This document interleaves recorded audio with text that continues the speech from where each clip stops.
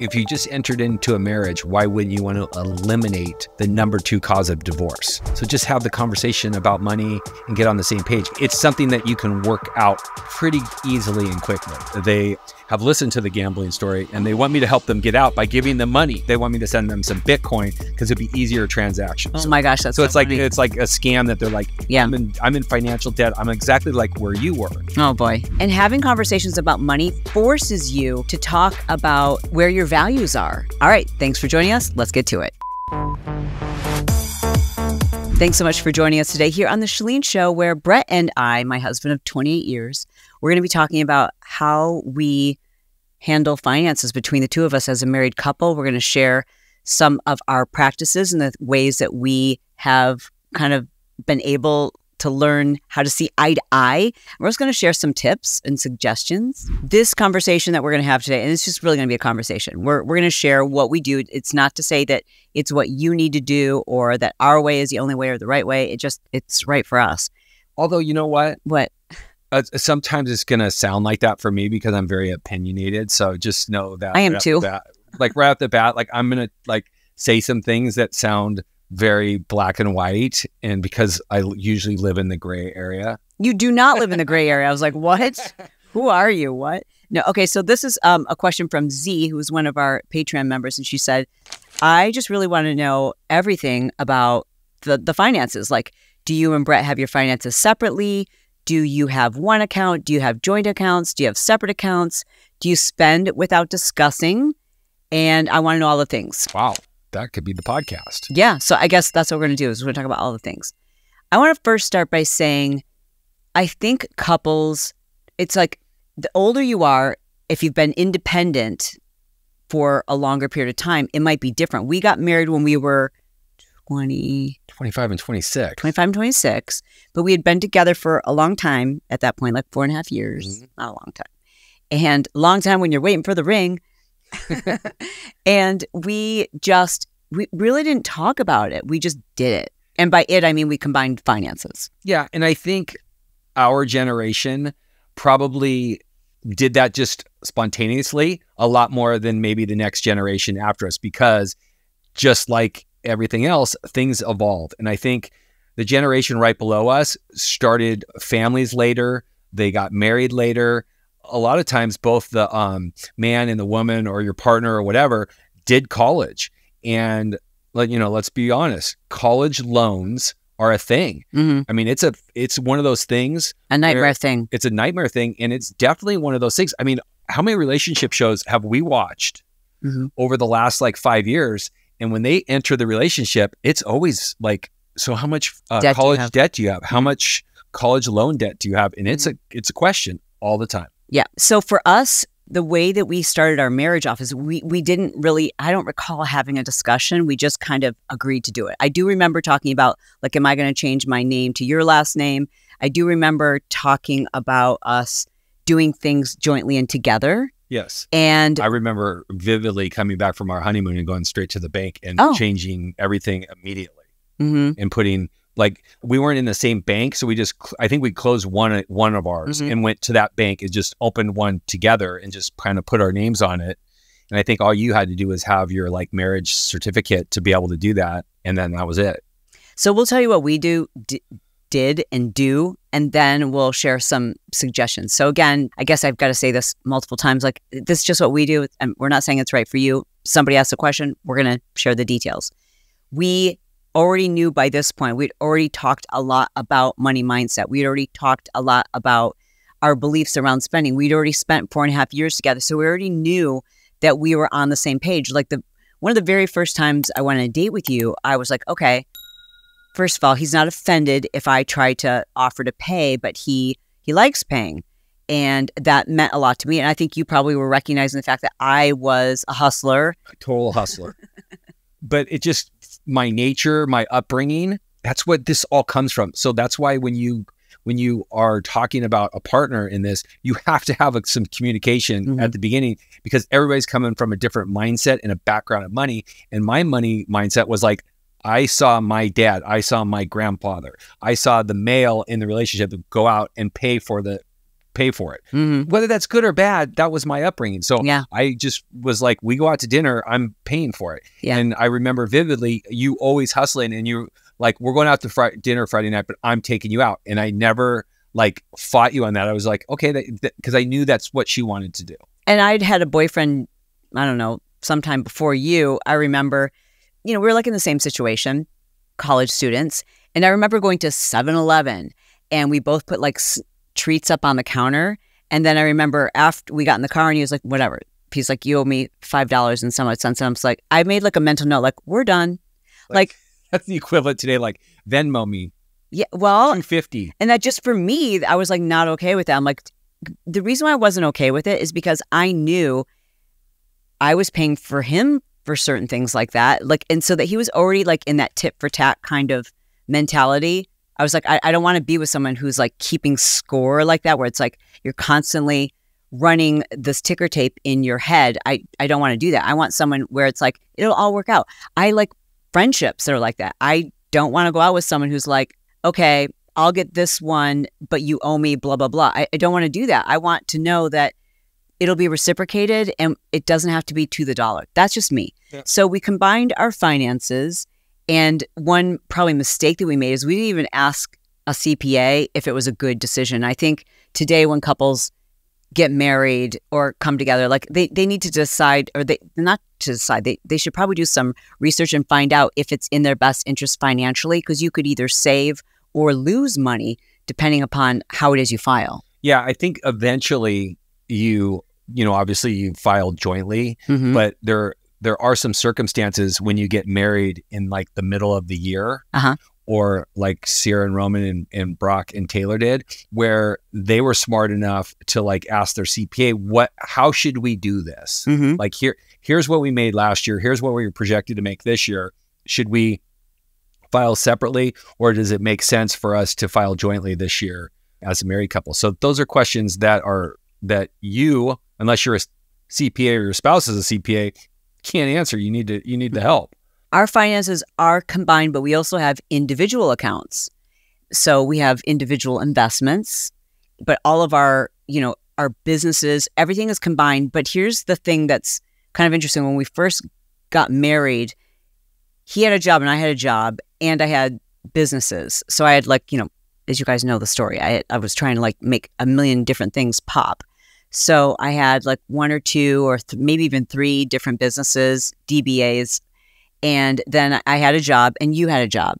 And I had the camp stuff too. So we had multiple. Did you have that when we first got married? Yeah, right. Yes. Okay. Right before. Yeah.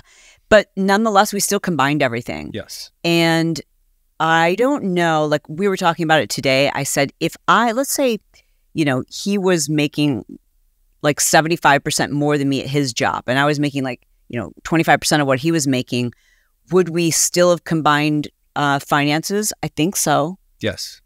That's just the way we operate. Like we believe, we entered a partnership. We became one. We became one. We didn't become like a company.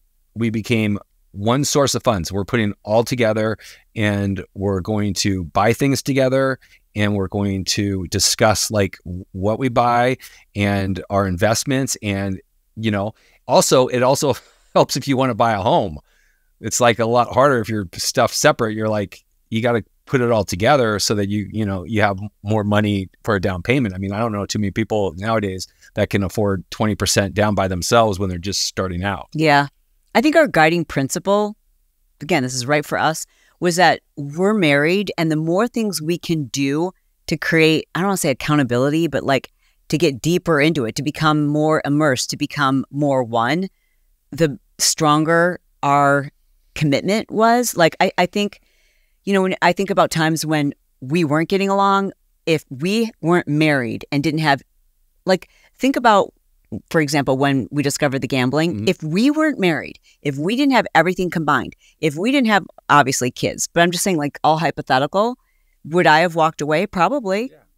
I mean, you just, the more you have invested, the more you realize that there's a return on that investment. And so for us, it was like, all of these things make it harder to get out. Not that we would ever want to get out, but you know what I'm saying? Like it makes you more committed. That was our way of thinking. And while we're still independent, part of the reason why we can spend, go ahead. No, I was just going to say too, to add to that, even though you don't say you're competitive, you like to keep score in your head. So you are a little bit competitive. You just kind of put an asterisk by it. Like if I can't win, then I don't want to do it. But that's like, but you're still a competitive person. And I'm ultra competitive. So I think, but we're not competitive with each other. So I think that's another reason why it worked, is because I think some people come into a relationship, like you said, one person makes 75%, the other makes 25%. And if you're competitive with each other, then that's not going to work. You're going to be like, well, I make more than you. Yeah. And so why should you get to spend as much as I get to spend? You know, so that could be a faulty thing too, if you're competitive with your spouse, which obviously is not highly recommended. I do think it's really important that couples talk about like what was their childhood like, what was their thoughts around money, how did their parents handle money. So for example, with your mom and with my mom, like my mom basically stayed at home. I mean, she got a job later in life, and so did your mom, right? Yeah. And so that was something that we both saw. Like I saw my dad as owning the businesses, but he always was like, our money, we, you know, and so that's what was role model to us. So that has a lot to do with, I think, the way we entered. We just did what we saw.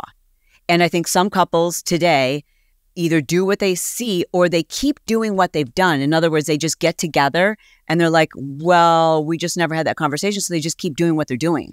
I never saw my dad write a bill. That was kind of interesting. So you mean like pay a bill? Pay a bill. So I always thought as a kid, oh, my mom takes care of the money. I didn't know, like, you know, when you're at that young age, you're like, okay, dad goes to work, you know, you don't even know like what mom's doing or whatever. But mom was taking care of, like, I remember her vividly sitting down with a checkbook and writing out checks and stuff like that. So I was like, oh, so she must take care of all the money or something like that. You know, that was just like a thing to me. So, but I knew that my dad worked. So I knew that there was some kind of partnership there. One thing that we did discuss was we would discuss like, okay, what are ideas around spending and saving? And we were very much on the same page. We both came from the mindset of we don't need to save that much. We need enough in case there is an emergency. So we had that emergency fund, but we both weren't like the penny pinchers at all. Yeah. And I knew right away this, I mean, like the first month we started dating, he was like, I can't stand it when people are cheap. And I'm like, what do you mean by cheap? And he's like, I can't stand it when people do things that to save money when it doesn't make sense. Like it's going to cost them more time and effort to do the thing or to return the thing. Or it's like they won't spend money if something saves them time. That was his big thing, is like saves them time, or like they can afford to do it and they're just like being cheap. So I knew that about him, and I'm kind of that way too. And so, you know, what's the mentality of you and your partner? Now, when it came to spending money, we never talked about that either. You know, I know you were hoping that we would tell you, like, we have a dollar amount it was just kind of this understanding, and it was never an amount. Because obviously there's been times when we were $500,000 in debt, almost over $400,000 in debt. Okay. So I was going to say that I remember you've said this in the past, that you thought that maybe my money mindset of always saying yes to whatever you wanted, or like what we wanted to pay for, was to kind of like hide the gambling. Because like if I were to say, wait, we can't afford that, or why are we paying that much money, you'd question that and then maybe dig a little deeper. But kind of that was never on my forefront. I would still not say like, oh, we can't afford that. I would just figure it out, because even now that I don't gamble and we can afford things, and I still don't say like no, or like, oh, we can't afford that. So that's always been kind of my nature, is like, we'll figure out a way. And especially if this is something that I think is going to provide pure joy for the family. And I remember the first major thing that we did this way was our second home, which was in Macedo, and it had a ginormous backyard, and we thought we had like hit lotto. Like Chalene called me up, she goes, I finally found the house. And it was a little bit of a stretch. I remember that it was a little bit of a stretch at the time, but we always thought like, oh, California real estate, we'll do fine. Yeah. But the backyard was so spectacular, but it needed a little it was back in the day when like you could do those rockscape things with waterfalls and a slide and stuff like that. I remember we found like the company that like had done a couple other ones, and I remember getting the quote for it, and we just bought the house, and I remember, wow, we got to do this because it was going to make it so spectacular, and the kids were going to like enjoy. And guess what?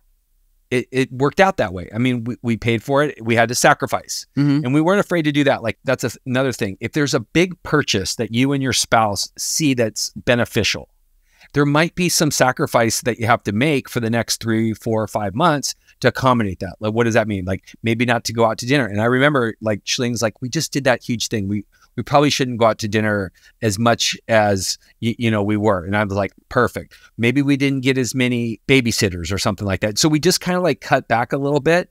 And sure enough, like, you know, after 5 or 6 months, it was paid for. And now we had this, you know, backyard that we, you know, dreamt of.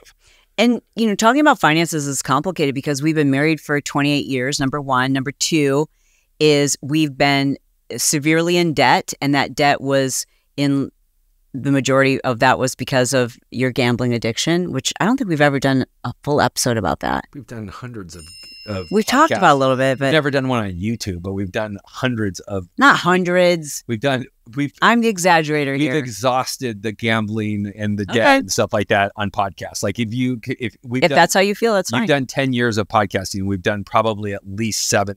I don't know that we've ever talked about that like all the way. Oh, yes, we have. We've talked about, you've interviewed me about like when you sat me down and how I felt. Oh, okay. Everything. All right. Yeah. Well, you guys have to let us know if in fact you're like, wait, I have no idea. Well, then they can look it up.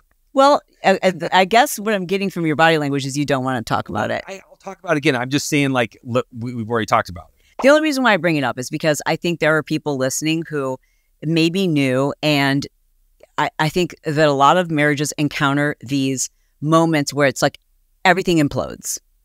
And we've been there. Like we've had those moments where everything implodes, and a lot of couples are like, they don't know that happy couples have those moments too.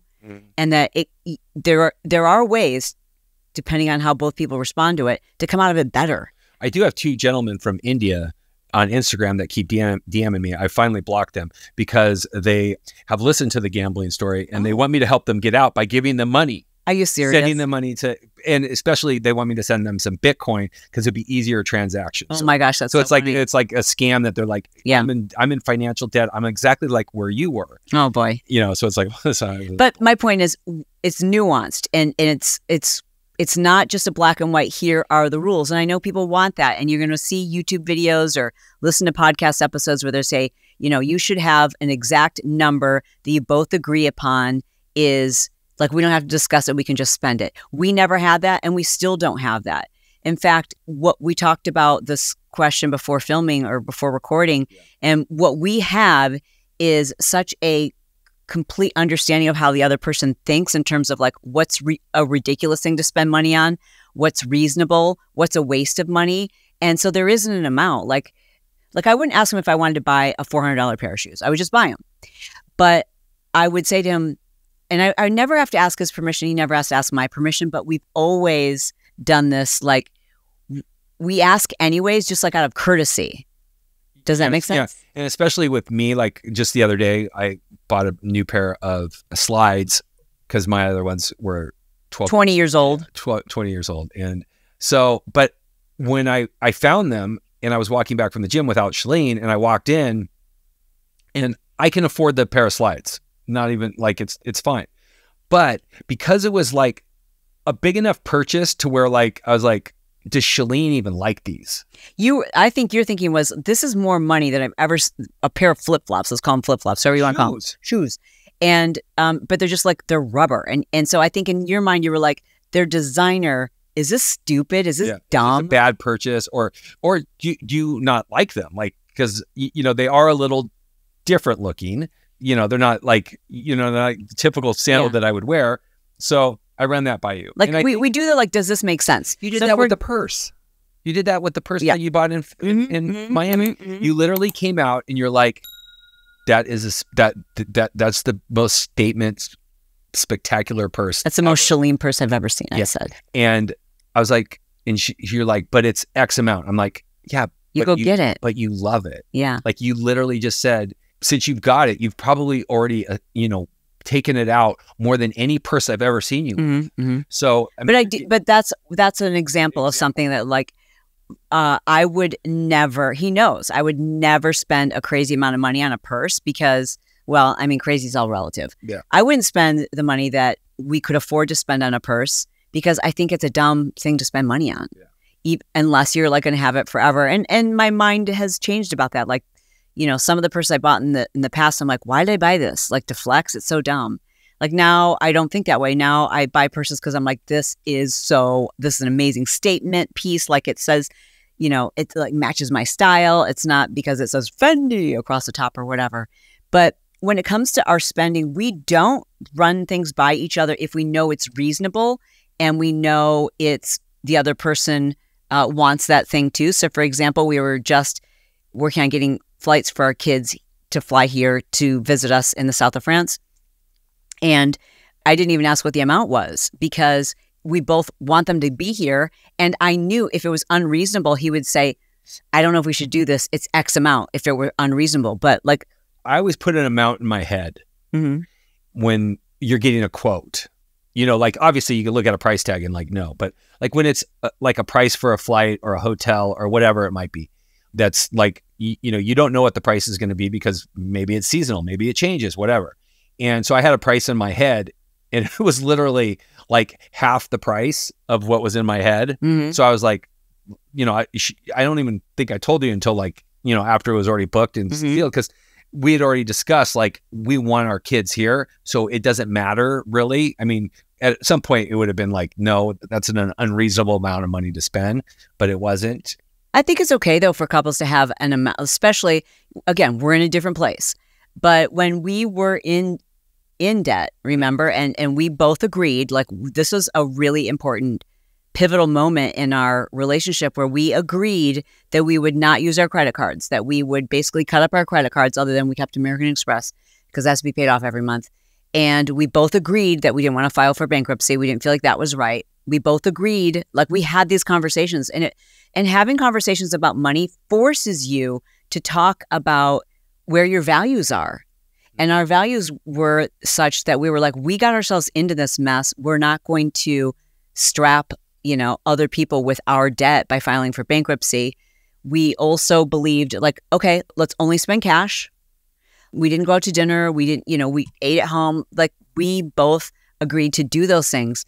But I think depending on where you're at, you might want to have a number where you're like, especially if it's an argument or there's this weird tension, right? Like, so I think some couples argue about money and other couples, there's just this weird kind of resentment where they'll be like, oh, so I see you bought another guitar. Yeah. Or, wow, that's your 17th pair of black shoes. You know, it's like, you know, it's like what, you know, whatever it might be. But I think you're right. I think it's a good practice, especially in the beginning, to like discuss like, okay, here's the deal. Anything over $300 that's not for like the family, like, you know, I mean, groceries, you're not going to like, hey, the grocery bill's $350, you know, you got to eat. But anything like that's an extra luxury purchase that's for yourself, you know, whatever that number might be, agree on it and like just stick to it. Plus it'll make you feel a lot better too, especially when you're like at the supermarket or you're at the store and you're like, I really would love these things, you know, this is why I want them or something like that. And you text your spouse and they're like, go for it. You know, then all of a sudden you got approval and you feel a lot better about it. Yeah, but I would say also if there's another option, which is you have your own, like you have a joint account, like again, you don't have to combine anything, but it would be my recommendation if you were my kid and you're asking me, I would say it's probably better in terms of your unity to have a joint account and then to have separate accounts where like you have a certain amount that you both agree upon goes in your joint account. Like that covers all of your bills, your shared expenses, the house, all of those things. Like that should be a joint account, right?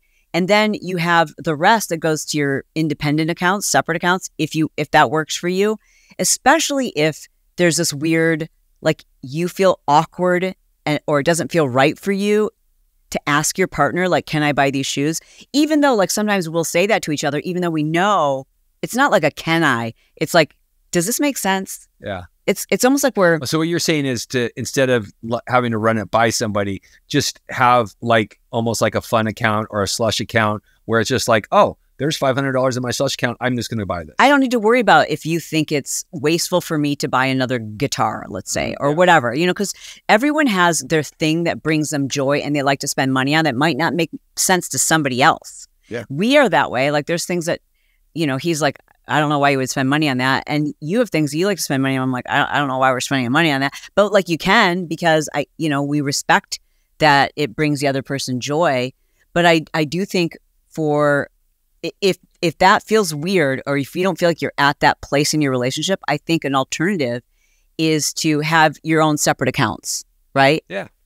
Yeah. You have your, like you said, you described it perfectly. You have a joint account where most of your money goes to, because you're living together. There's huge expenses. So let's call it a checking account, if you will. Yes. Huge, all the things that have to be paid first.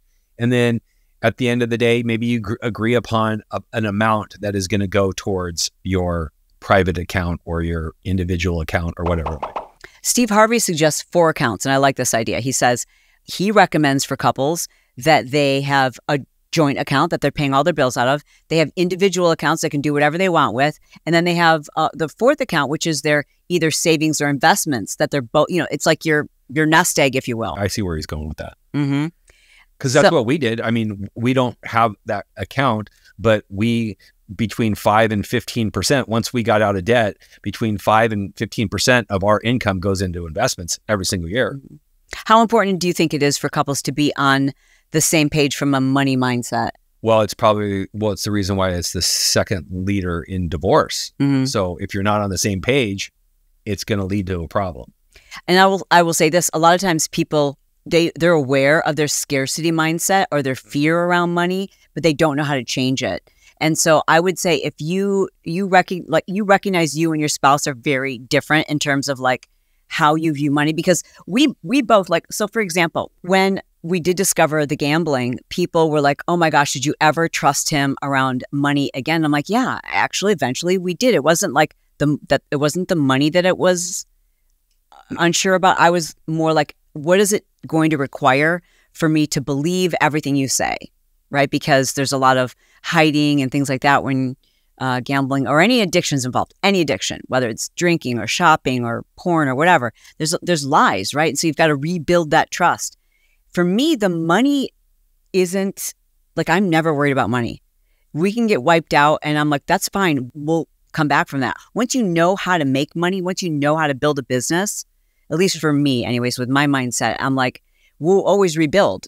And so I knew that even if for some reason, were to happen again, I'm like, I don't need to worry about the money. I need to worry about us, because this was more important to rebuild than our money situation, I don't want to rebuild.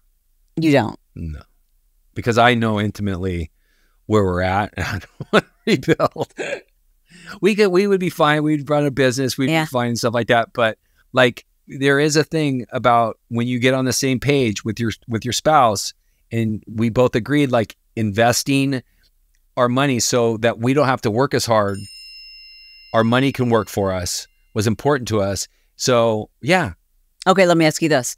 How would you handle it if tomorrow we found out we lost 50% of our net worth? Not in the market? You mean just like it's just gone? Because that's the difference. We lost during COVID for that 4 months or 3 months. We did lose 50% of our investment. Yeah, and you handled it very well. Yeah, we actually made more money coming back out of it because I was like, this is not going to be a thing. We're going to get out of this. But yes, we were. Let's say we were to lose 50% of our. I'd be all right with that at this point. Because I know that, like, we can produce, like our businesses, we can produce that. Plus also, if we lost 50% of our income, we would still be better off than 99% of the people out there. What advice would you have if a couple were considering getting married and one of the partners has, let's say, $200,000 in student debt? Do they both assume that debt? Yes. In your mind? Yeah, in my mind, you do. You know, because why would you want your person that you just entered a contract with for life to struggle and be the one that has that burden of that? I would take that over. I mean, I wouldn't take it over like, I'm just going to pay. You don't have to ever worry about it again. I would set a plan together of like, how can we get rid of this as fast as possible? And, you know, pay it back using all the means possible, whether it's refinancing it, whether it's like, 5 years down the line, now all of a sudden we have the equity in a home rather than like taking out an equity line of credit and going on a nice vacation or doing an upgrade in the bathroom, pay off the student loan debt. Because the worst thing ever is the interest on loans. And that's the one thing that we've successfully conquered, is that we've compounded our money because we don't have all this debt that's always dragging it down. So we're able to invest the most amount of money every single year and let it start working for us. And we're not tied down by debt. So the number one thing when I teach any of this type of stuff is like, we need to get out. You need to get out of all of that extra debt in terms of that percentage that a credit card or a loan has. You know, Ramit says, he's like my favorite financial guy at the moment. I can make you rich. Ramit Sethi, I think is how you say his last name. He asks people, do you feel like you've won the money game? Yes. And what makes you say yes? And when would you say? Because I have financial literacy. I can teach other people how to do the same thing that we just did. I have people that every single day ask me like advice. Okay, let me interrupt you and say, what do you think would be like if I asked you, has so-and-so won the money game? Like, what does winning the money game look like to you when you're looking at other people? Just when you don't have to stress about it. Like when you wake up in the morning, we had that conversation last night with the people we went out to dinner with. It was like, when you wake up in the morning, what's the first thing that you do? And if the first thing that you do is you hit the ground and you're like, how the hell am I going to pay my bills today? How am I going to put my kids in college? How am I going to do this? How am I going to do that? If that's your first thought, you haven't won. Right? If your first thought when you get out is like, oh, I'm going to have a great day today. Has somebody won the money game who, let's just say, just got divorced and got half of their significant other, their spouse's income, and so like they're sitting on a couple $1 million, but they really have zero financial literacy? Have they won the money game? No, probably not, because what's going to happen is you're going to do foolish things. Because what's the statistic? Like, I'm going to throw this out there, but a large portion of people who win the lottery, it's huge, is that broke. Yeah. Like, and there's tons and hundreds of athletes that have made millions and millions of dollars over. We know a lot of them. 10-year career, and they're broke because they don't teach financial literacy in high school, and they should. And then once they get married, they don't learn. They just like, they just want to compound money. Interest. I just pay taxes, and the rest I can just go spend. Additional streams of income. I would dare say that you might think you've won the money game because you have money, but if you don't know how to make your money make you money, if you don't have financial literacy, that's like being up in a game, but you don't know how the game is played. You don't know the rules of the game. It's just by luck that the other team, kicked a goal through your goal or through their goalpost, and so you're up, but it's just by chance. I think the only way someone should say that the way to truly know that you've won the game is to know the rules, like to know how it's played, to know what it takes to get up and to stay up. Yeah. And that's something that I think a lot of couples need to grow together. Like one of you typically, because opposites attract, one of you usually is more interested in financial literacy than the other. And that's not to say that you can't learn about it. Like you have educated me, but it's also something that I see as my own responsibility, right? And like when we first got together, like you didn't know anything about marketing. No. Zero. And I didn't know anything about finances, but I knew everything about marketing. And so, he's educated himself on marketing, and I would put him up, head to head against anyone in terms of like, you know, marketing and figuring out how to like grow a business from that standpoint. And that's because you've educated yourself. And I've educated myself around financial literacy and understanding like, okay, it's seeing like, gosh, I don't want to have to work.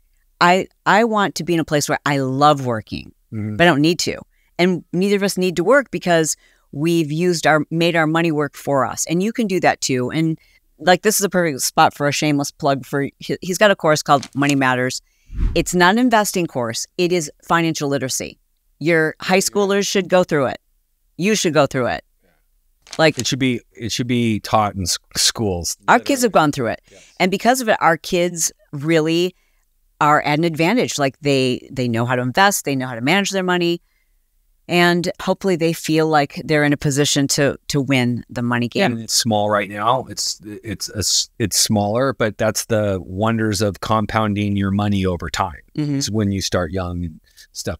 I also would say that another thing that adds confidence to a relationship is, like Chalene said, typically there's going to be one person in the relationship that is a little bit more knowledgeable where the money is, what, you know, how it's growing, and responsible. And maybe even more interested in it. Correct. And maybe more interested.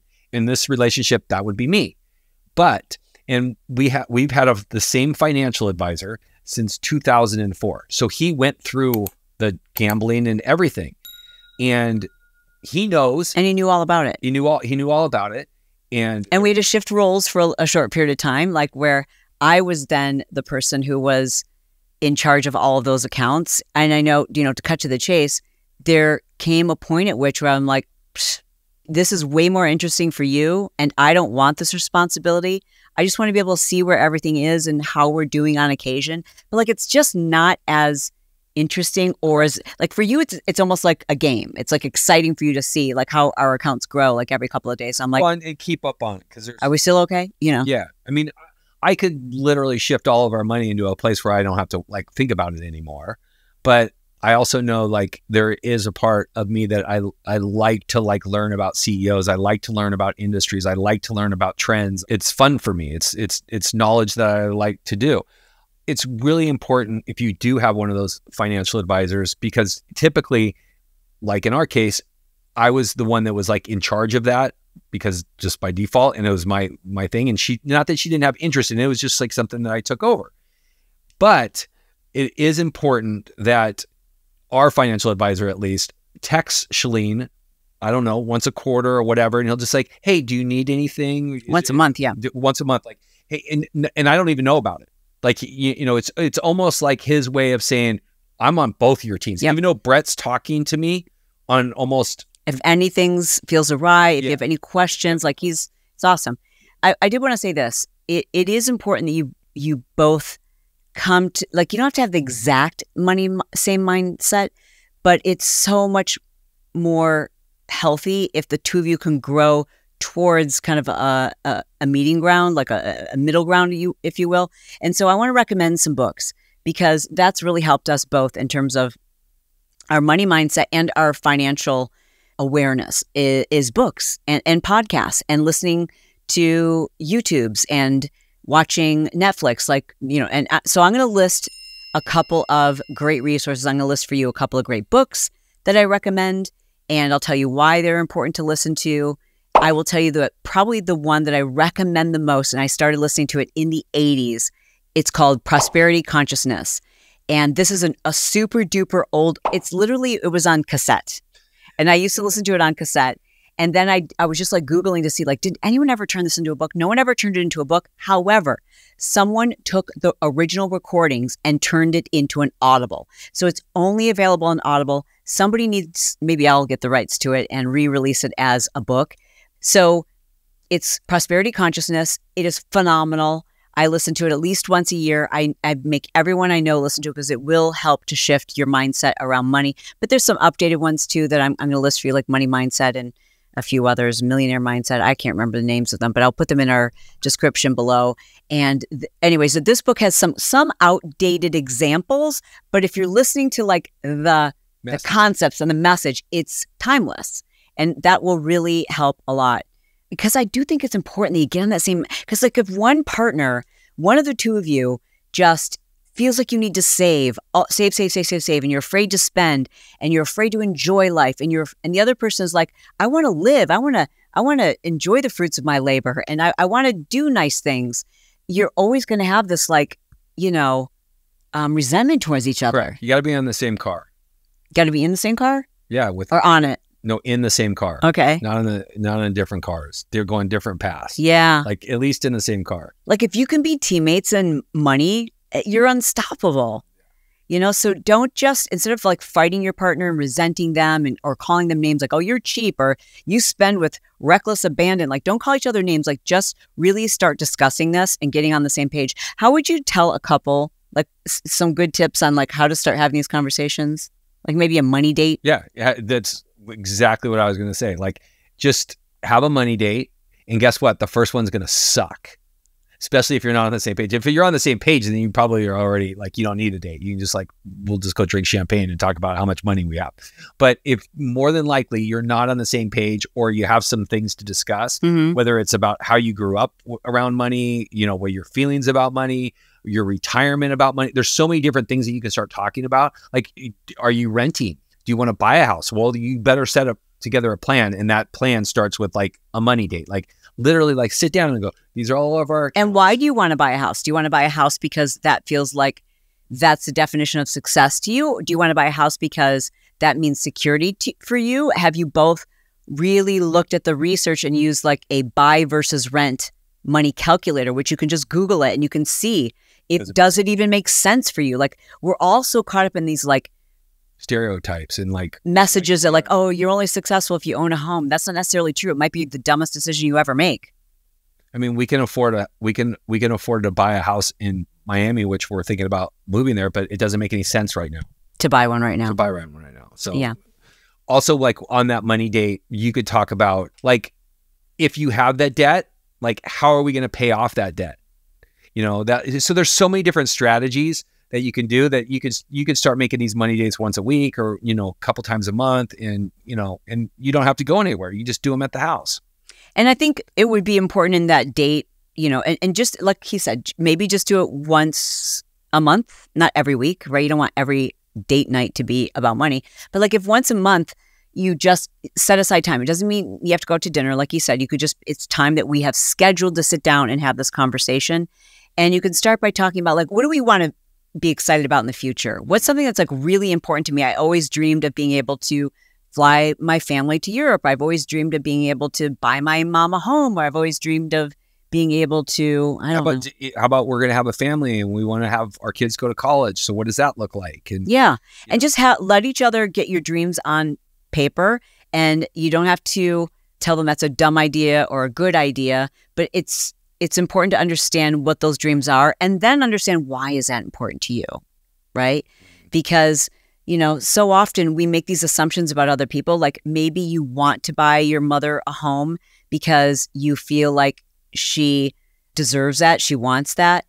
But with a little further investigating, you might find out that your mom doesn't want to move, doesn't want a new home. You know what I mean? Like, so just get it on paper, and then in a future date, you can talk about the ones that you're like, okay, I need to know a little bit more about this one because I really am not down with buying your mom a house, or like whatever it is. You know what I mean? Like, it's just having open conversations. And if you're really not good at this, there are experts, as there are with all things, who specialize in being the mediator, the person who can guide you through this stuff so it doesn't feel so awkward, so you're not attacking each other. Because sometimes the thing that you're missing is the communication skills that help the other person not feel defensive. Because when someone's defensive, you don't get anywhere. If you just entered into a marriage, why wouldn't you want to eliminate the number 2 cause of divorce? Yeah. So just have the conversation about money and get on the same page. It's something that you can work out pretty easily and quickly. And it's important because the thing I was just thinking about is when one person is making more money in the relationship, the person who's making less money often feels less power. They often feel as though they don't have the right to speak up and say, I feel like that's kind of an unnecessary expenditure. And it shouldn't be that way. If you are truly united front, then your opinion always matters. It always matters. And you'll only build up resentment and a wedge between the two of you if you just try to stuff that down and feel like, well, I don't have the right. You absolutely have the right. It's all about how you talk about it and timing and tone. Yeah. Thanks for spending this time with us, you guys. I hope we answered as many questions as we could. I'm sure we did, but if we didn't, you can ask them below. Yeah, you can drop your comments below. Of course, you can weigh in on anything that we discussed here. You're going to notice that on the YouTube video, I've pinned a comment where I'm asking what, if you're comfortable sharing your situation, like what do you and your partner do? Is everything combined? Do you have individual accounts? We'd love to hear from you and get some perspective for anyone who's in this position trying to figure things out. Bottom line is this. If what you're doing works for you, keep doing it. If it doesn't, then take the steps to improve it. It is our goal to, share what works for us. We're not trying to tell you what you need to do, but we do really appreciate that you've spent this time with us. I love you. I mean it. And I'll talk to you soon.